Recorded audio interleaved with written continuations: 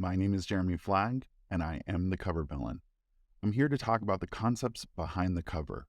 And today we're going to be talking about the monster romance Feral, book one in the Monsters and Artifacts series by Trish Heinrich. It's important to note that while this book falls into the broad category of romance, monster romance is a beast unto itself. This is the sixth collaboration with Heinrich, but our first time working together in this particular genre. I have worked with Heinrich for years as a colleague in writing. When it came to book covers, her previous Celestial series worked to bridge the gap between superheroes and romance. Ultimately, she leaned into the angelic aspect of the story. For Monsters and Artifacts series, she wanted to make sure that it fell firmly into the monster category. She came to the initial consultation armed with an uncanny amount of information about this emergent niche. Because this was my first monster cover, and because of its recent inception, I had to rely on her knowledge to gather intel. She also came to the conversation with questions. The first and most important, do you think you can do this? She had studied my portfolio and seen hints of monsters in my horror covers, but nothing quite like the demands of this genre. I had to be honest and say it would take a bit of discovery and research to make sure I was the right designer for the job. My questions focused on the reader's expectations for her story. Since it was a story that features a wolf man, it needed to be clear that it was not a shifter. Many of the visuals also rely on classic 80s clinch poses.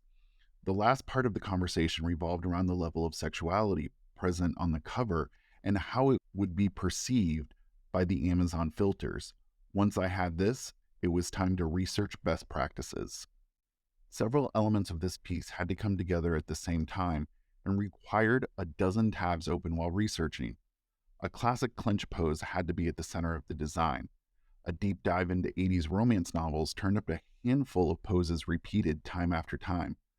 Heinrich wanted a female model to feel as if she were nuzzling the wolfman's hair. There also needed to be a feel of him clutching her. This narrowed down the search for female models.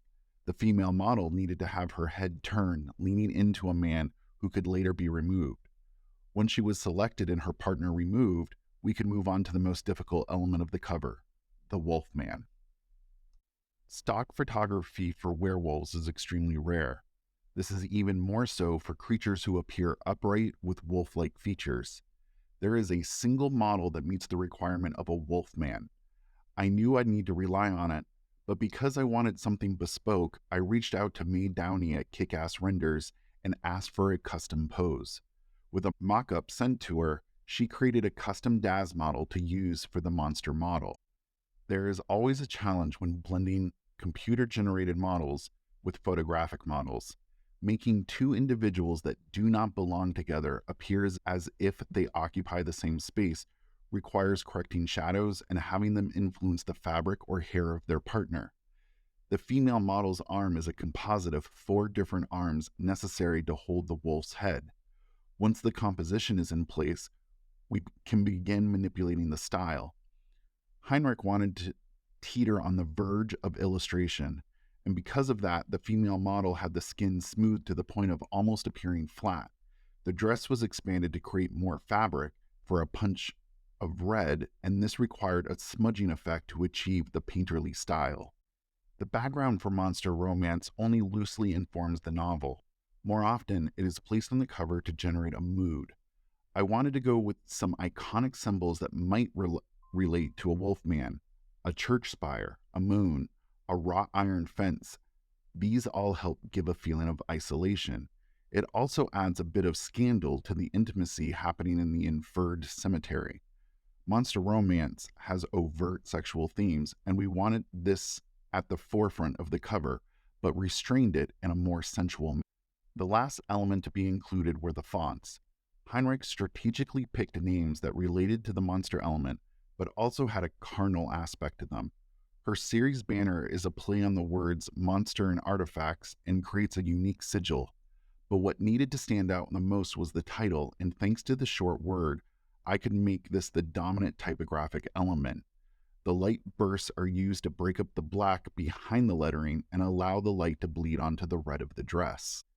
And that is the concept behind Feral. When exploring a new genre, especially one that is emerging without clear-cut visual cues, It's important to listen to the author. If an author has said that they've done the market research, it's important to listen, and in the long run, it provides guidance and produces an excellent product. When in doubt, we all need to remember that this is an art form and a collaboration.